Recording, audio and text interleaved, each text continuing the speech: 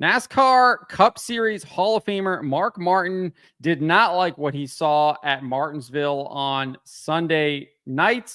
He lampooned Team Chevrolet and specifically called out Ross Chastain and Austin Dillon, saying that they have low integrity for refusing to actually race and instead forming a blockade behind William Byron in order to secure him the final spot in the championship 4 in the race that will take place at Phoenix. Wrote this up over at stockcarreport.com. You can find the link in the description below. And Martin shared his initial thoughts on X, describing it as we have a crap show here. And what he's referring to is what happened here, obviously, on Martinsville Sunday night, regarding all of the shenanigans, the race manipulation that took place. Here is part of it here with Team Chevrolet. You can see William Byron basically slid back to both Austin Dillon and Ross Chastain, and both drivers, instead of passing him, they decided to sit behind him, create a blockade, and did not allow anyone else to get past him, including Brad Keselowski and Joey Logano in the closing laps of the race. And they did this, obviously, to keep Byron 1 point ahead of Christopher Bell in the points playoff race. Stevie talked about it a lot of.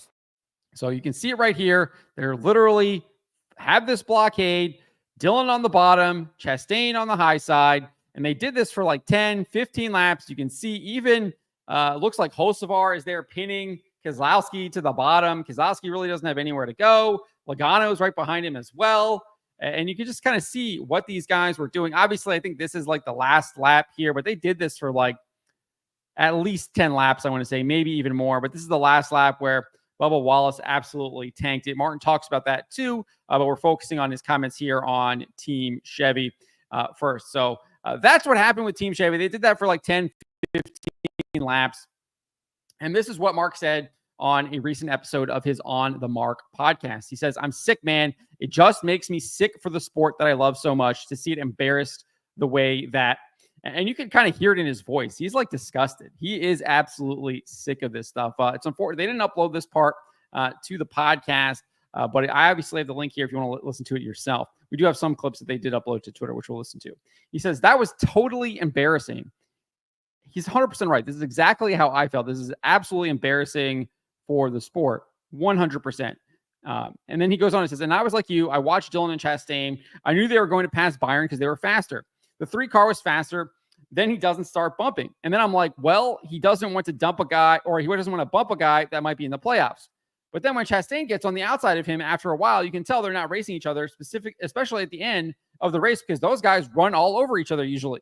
And they're all racing clean. It's just too clean. It's too good." And I'm like, I don't know what's going on there. And then I don't even realize the race that's going on with Bubba Wallace. Golly, I didn't even know about that until afterwards. And I got to say, thank goodness for the NBC broadcast, Lee Diffie, Steve Letarte, and Jeff Burton for bringing us that radio audio from the 23, as well as the 1, as well as the 3, because NASCAR itself would have been better off if we didn't know that. We would have found out eventually, but it would have taken a lot longer. So I obviously criticized NBC. I thought they should have been bringing up the stuff that was happening with Chevy from the very get-go. It was obvious to me what was happening after a couple of laps where they refused to pass William Byron, and I thought they should have been commenting on it. It wasn't until after the race and what happened with Bubba Wallace and Christopher Bell and the whole wall ride stuff that they then decided to also bring up the Chevy stuff. So I think there's criticism for there. Obviously, Mark liked what they did and the fact that they actually brought it up. So I'll agree with him. At least they brought it up and they were talking about it, because, like he says, NASCAR probably didn't want that to happen, especially during the live broadcast, right, where the most people are watching and seeing what is going on. Nevertheless, he continues and said, "That's the worst display I've seen. We had the little scandal in 2013 where Clint Boyer spun out kind of on purpose to help Martin Truex get into the chase there. And I thought that was nipped in the bud. So they make a rule. You have to race 100% to give yourself the best chance for the best finish. And so you've got that kind of in place. Then you see all of this mess. Now you think of NASCAR. Now you think NASCAR is going to have to make another rule.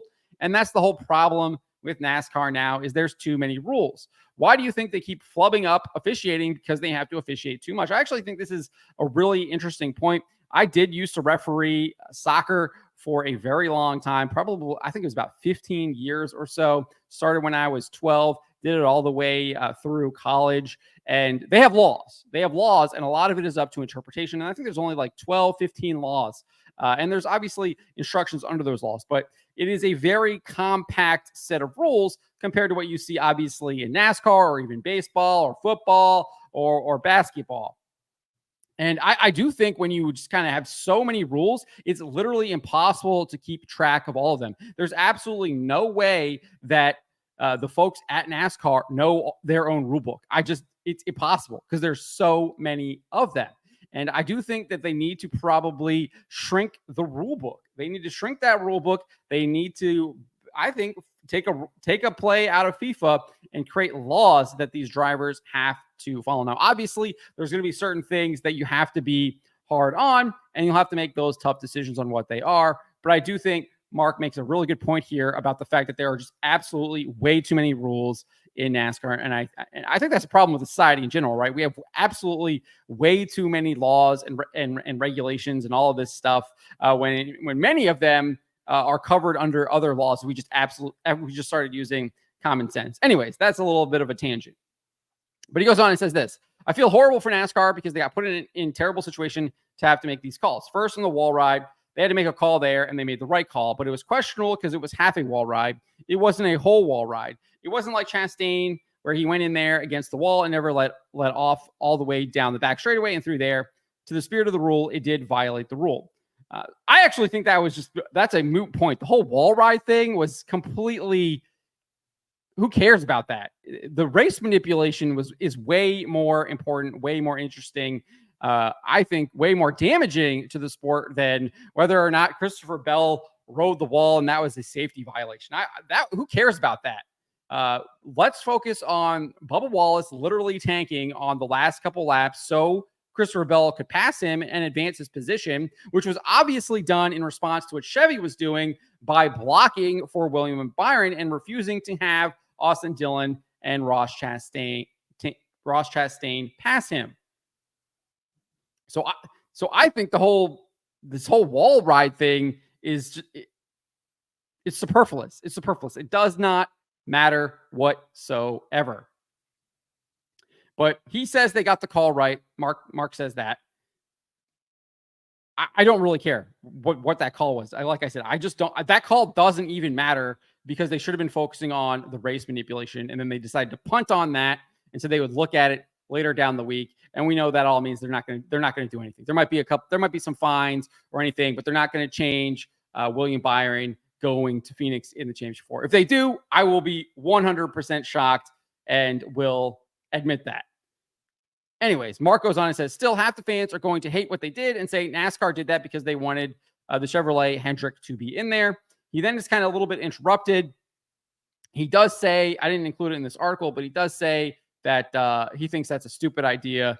If you think that he thinks that's stupid, I think he's right. I don't think NASCAR is playing favorites. Obviously, we saw them basically DQ Bowman for the weight issue and things like that. So I don't think they're playing favorites when it comes to things like that. I just think I think they're incompetent. I think what Mark points out with the too many rules, obviously, I think they lack consistency. There's clearly not, it seems to be there's like rule by committee. There isn't anyone who actually is like willing to kind of come down and make decisions. Doesn't seem that way. And when they do make decisions, they contradict the decisions they made earlier in the year. And it just doesn't really make a lot of sense on why they make the decisions that they do. A lot of these decisions seem like they're very straightforward and should be very easy to make, yet they seem to make a muck out of all of it all of the time.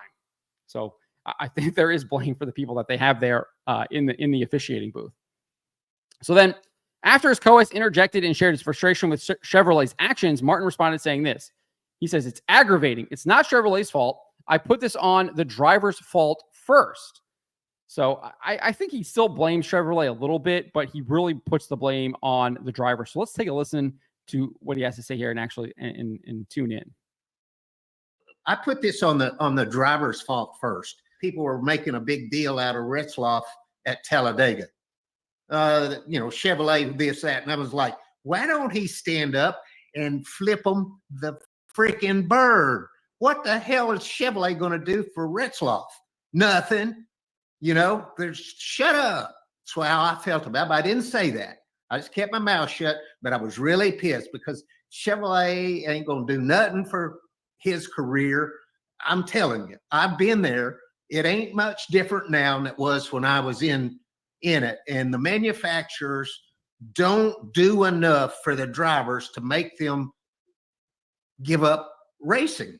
So you're telling me that Chastain and Dillon are getting so much from Chevrolet that they're going to quit racing at the end of the race to help another Chevrolet?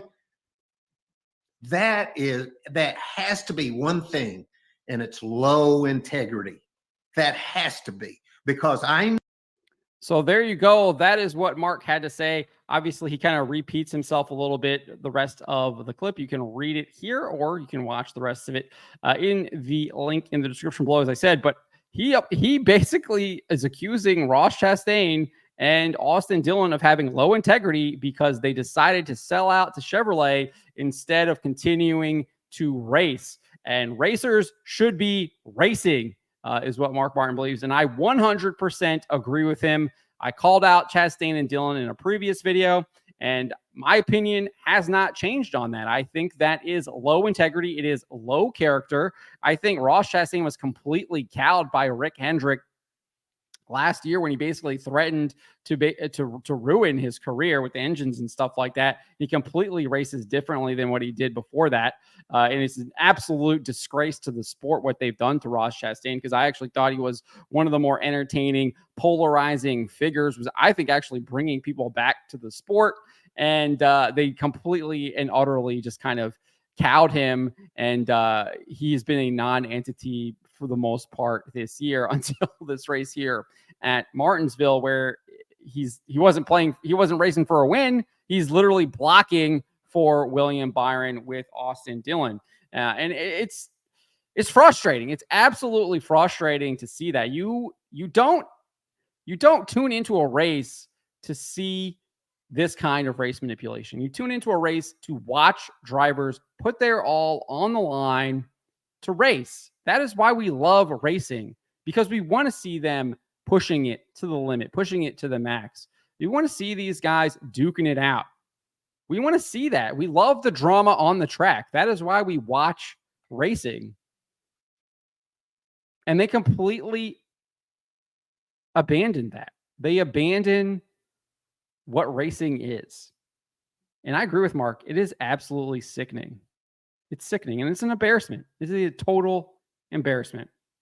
But let me know what you guys make of what Mark Martin had to say here. Let me know in the comments below.